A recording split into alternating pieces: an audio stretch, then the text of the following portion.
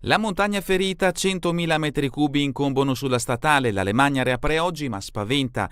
Il materiale è ancora fermo in quota, sabato sono bastati pochi millimetri di pioggia per provocare la nuova frana. Apriamo con questa notizia l'edizione di oggi di Edicola Belluno, l'edizione di martedì 15 luglio 2025, notizia che ovviamente è riportata sia sulla prima pagina del Gazzettino di Belluno e sia sulla prima pagina del Corriere delle Alpi. Guardiamo immediatamente anche i titoli presenti sulle due prime pagine.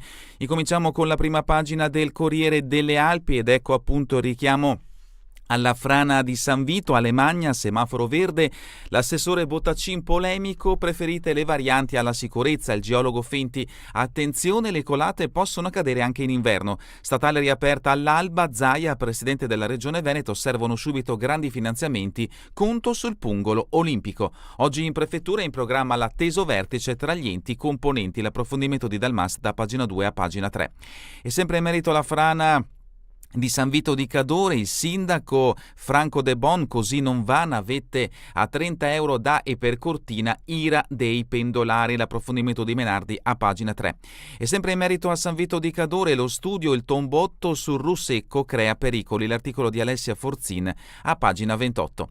Nelle cronache Cencenighe, la sentenza, condannato lo sciatore per la morte dell'ex sindaco, minimo della pena ma condannato per la morte di Rizzieri Ongaro, 6 mesi di reclusione per lo sciatore inglese che si scontrò con l'ex sindaco sulla pista Fertazza nel comprensorio dello Schicivetta, l'approfondimento di Gigi Sosso a pagina 26. Centri antiviolenza, c'è la deroga regionale, Belluno Donna ora in salvo, nessun taglio ai centri antiviolenza del Veneto, l'assessora regionale Manuela Lanzarin conferma la prosecuzione dell'attività per i 25 centri operativi nel territorio veneto, ma anche per i 33 sportelli e le 37 case rifugio. L'approfondimento di Ruffini a pagina 18. La foto di copertina del Corriere delle Alpi invece dedicata alla Dolomiti Bellunesi, calcio, la squadra del presidente De Cian si è ritrovata ieri pomeriggio a Sedico dopo la promozione. Dolomiti il primo giorno in C è da pelle d'oca e vediamo in questo scatto la prima sgambata di ieri pomeriggio a Sedico per i giocatori appunto della Dolomiti Bellunesi. L'approfondimento di Dapoyan da pagina 32 a pagina 33. Dal Veneto, dazi Stati Uniti e stretta del credito, la regione in aiuto alle aziende, Confindustria Veneto Est, importante puntare su mercati alternativi. Questa è la prima pagina del Corriere delle Alpi, passiamo adesso alla prima pagina del Gazzettino di Belluno. Il richiamo ovviamente ci porta a San Vito di Cadore, frana, titolo a piena pagina, 100.000 metri cubi sospesi, il materiale detritico che rischia di piombare sull'Alemagna è imponente e per attivarlo bastano pochi millimetri di pioggia. Oggi all'alba la riapertura del tratto interessato dall'ultima colata, ma le previsioni non lasciano presagire nulla di buono. L'Alemagna riapre, ma potrebbe non essere questo il punto perché sulla montagna c'è ancora tanto materiale pronto a mettersi in movimento. Le stime a spanne prudenziali parlano di almeno 100.000 metri cubi e la colata di sabato notte ha dimostrato che non è neanche necessaria una pioggia colossale per creare nuove frane. Basta poco, forse pochissimo, e le previsioni meteo per domani non promettono nulla di buono. Nessun nubifragio certo, ma precipitazioni e temporali sì. Quindi l'attenzione resta altissima, come la richiesta di fare presto con le opere per mettere in sicurezza la strada. Serve un intervento strutturale, ha ribadito anche ieri il sindaco di San Vito Franco De Bon, è proprio il primo cittadino a tenere alta l'attenzione dopo aver effettuato alcuni sopralluoghi anche ieri nell'area della colata detritica. I tecnici riferiscono che c'è ancora un grande accumulo di materiale in quota, si parla di almeno 100.000 metri cubi e in gran parte è materiale sottile, sabbia e polvere di dolomia, detriti che trattengono l'acqua e quindi si mettono in moto facilmente. La conferma si è avuta proprio sabato notte, il pluviometro di Cortina ha segnato 15 mm di pioggia, quelli di Borca di Cadore appena 4, ma la colata è arrivata alla strada. L'approfondimento di Tormen a pagina 2 e a pagina 3. Multe stangate, sit-in dei trasportatori davanti al municipio, devono scaricare entro le 10 lo sfogo del sindaco, chiediamo più elasticità, notizia che interessa sempre in questo caso l'Alto Bellunese, siamo a Cortina d'Ampezzo, l'approfondimento di Dibona a pagina 10. La foto di copertina è identica a quella che abbiamo trovato sulla prima pagina del Corriere delle Alpi, ieri il raduno dei Blancos sul campo di Sedico, Dolomiti Bellunesi scatta l'avventura in Serie C, l'articolo di Lazzarin da pagina 12 a pagina 13. Belluno, Deme insieme Fratelli d'Italia ai ferri corti, clima infuocato a Palazzo Rosso, l'articolo di Federica Fanta a pagina 5, l'articolo di Mammani a pagina 6, Feltre puntellato il cornicione entro 7 giorni centro sicuro. In una settimana Feltre e le sue vie centrali torneranno alla normalità. Ad assicurarlo è l'assessore ai lavori pubblici Andrea Bona, che limita la tempistica della riapertura di via Mezzaterra e di Largo Castaldi ai prossimi 7 giorni. Ponte nelle Alpi, scuola parentale smantellata, risorgeremo, l'articolo di Santin a pagina 9. Scarton firma un articolo a pagina 7 che ci porta a Santa Giustina, 600.000 euro per riqualificare le vecchie piscine. Per quanto riguarda lo sport, la spasso nella riserva di Celarda, una pedonata fra storia e natura, l'articolo a pagina 7. Gosaldo, il parco diffuso, racconta la storia delle leggendarie cave strane, l'articolo di Fontanive a pagina 10. E ancora Feltre, nuovo centro d'avanguardia, la Clivet guarda già al futuro, l'articolo di Scarton a pagina 6. Ma a pagina 2 e a pagina 3 l'aggiornamento in merito alla montagna, in questo caso ferita, questo è il titolo del Gazzettino di Belluno, 100.000 metri cubi incombono sulla statale, l'Alemannia riapre oggi ma spaventa il materiale ancora fermo in quota, sabato sono bastati pochi millimetri di pioggia per provocare la nuova frana. Presidio notturno contro i furbetti, qui non si scherza, auto che infrangono il divieto di transito registrate anche la notte dell'ultima frana, disposti controlli con la protezione civile, il sindaco Franco De Bon avvilente dover perdere energie. Una macchina transitata l'altra notte si è trovata di fronte il muro di fango e massi. Pluviometri ok, semafori sulla ciclabile, se fosse un'opera d'arte anziché una frana, quella di Dogana Vecchia, Rio Venco potrebbe sembrare la Sagrada Famiglia, un cantiere continuo dove operano uomini e mezzi senza sosta. Lo si era capito fin da subito, a dirla tutta, che sarebbe stata un'operazione complicata, quasi una fatica mitologica, perché il 1 luglio, mentre gli operatori erano impegnati a rimuovere dalla strada i detriti della primissima frana, quella caduta durante la notte, ecco che una nuova colata aveva trascinato giù altro fango e altri sassi, costringendo a fermare i lavori. Cambiamo argomento, siamo a pagina 5, politica del capoluogo, sindaco nel fuoco incrociato PD Fratelli d'Italia, i Dem attaccano per l'aggressione in municipio a Stefani e per gli eventi affidati a Pensiero Azione, creatura di De Carlo. Replica del partito di Meloni, solo una maniera per screditare l'amministrazione, gravi le accuse rivolte a Oscar De Pellegrin. Attenzione a cantieri e sicurezza, la CISL punta su Marco Potente, altra notizia, è stato eletto come nuovo segretario generale della Filca. Continuiamo con pagina 6, notizie che ci portano a Feltre, cornicione caduto, Bona per il Palio sarà tutto a posto. L'assessore garantisce che i problemi legati alla sicurezza tra Largo Castaldi e via Mezzaterra verranno presto risolti. Seren del Grappa, Malga Bocchette, nuovo pastorizzatore in azione, come si può vedere da questo scatto, e ancora da Feltre, Clivet, precedenza alla sostenibilità, inaugurato il polo per l'innovazione. Continuiamo con notizie dedicate al feltrino, siamo a pagina 7 del Gazzettino di Belluno, lavori in piscina, muffa e umidità, addio dal fondo 600.000 euro. Il comune prosegue nella riqualificazione dell'impianto, che è un punto di riferimento sportivo dell'intero territorio. Notizia che interessa non solo in questo caso il comune di Santa Giustina, ma tutti i comuni e le comunità che utilizzano appunto la piscina comunale di questo territorio, di questo paese della provincia di Belluno.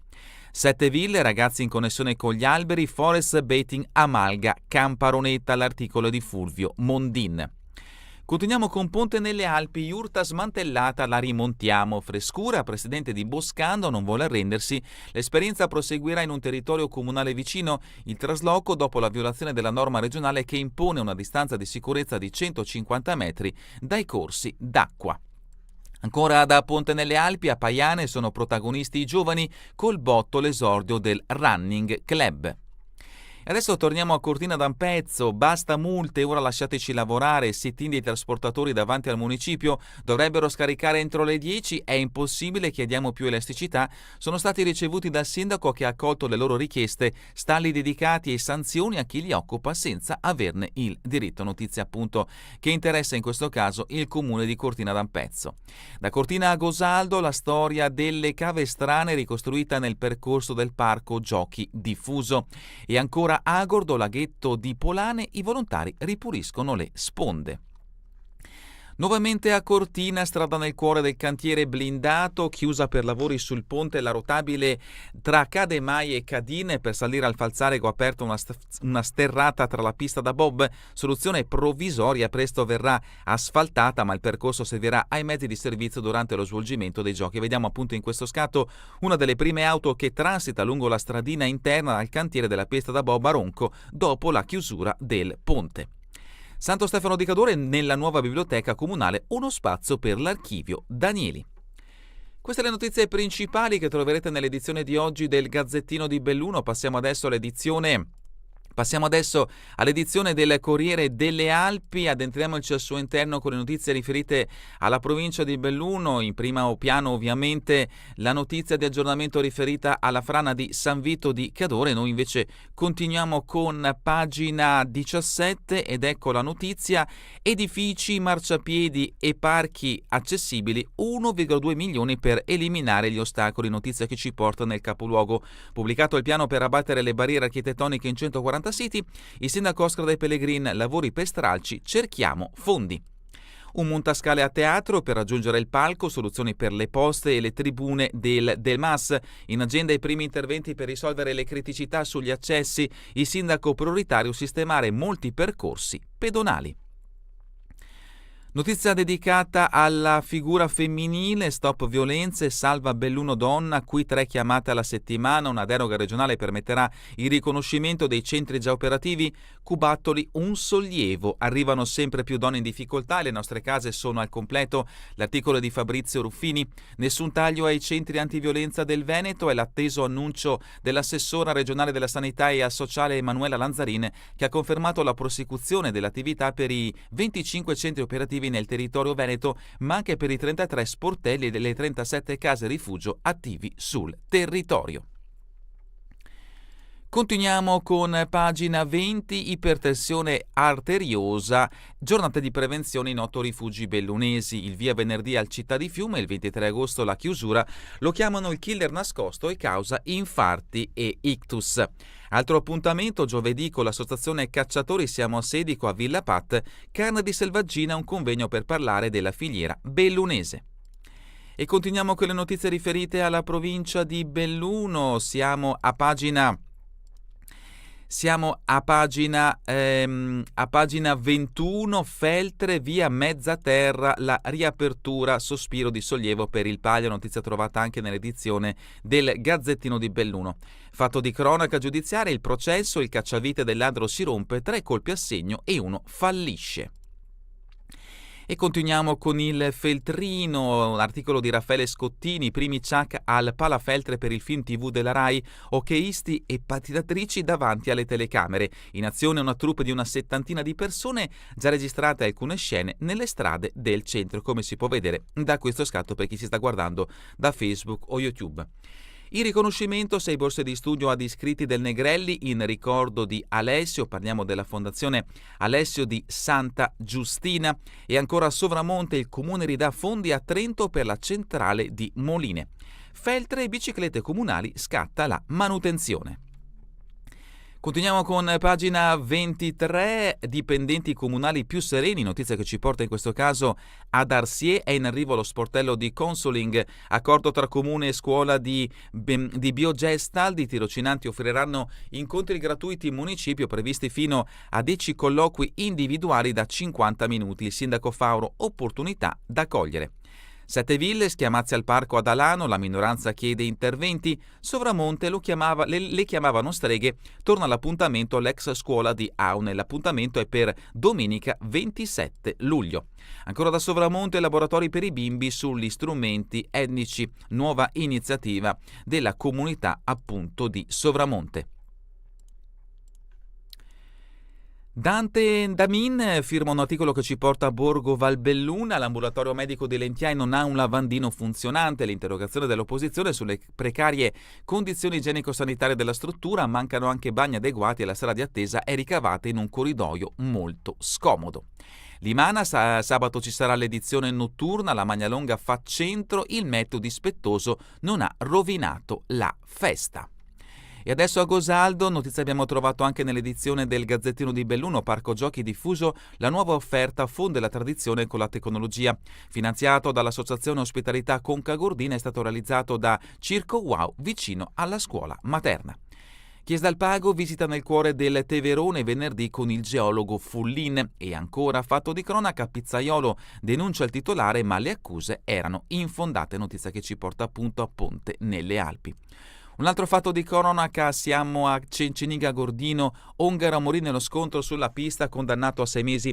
L'altro sciatore, minimo della pena per l'inglese Raymond Rhys Phillips, dopo il versamento di risarcimento danni, l'ex sindaco fu tamponato sulla fertezza, decisivi un testimone e la replica del pubblico ministero. Alleghe, auto scivola nella scarpata, era senza freno a mano e vediamo come si è ridotta quest'auto, praticamente è diventata un rottame. Fortunatamente non ci sono state vittime. Ancora fatti di cronaca giudiziaria, il processo per stalking, Agordo, topi morti alla porta della ex, il carabiniere tenta un rinvio. Notizie da Cortina, notizie abbiamo già trovato sull'edizione del Gazzettino di Belluno. Continuiamo con Pieve di Cadore, lancio di oggetti e fiori recisi, la sorella la porta in tribunale.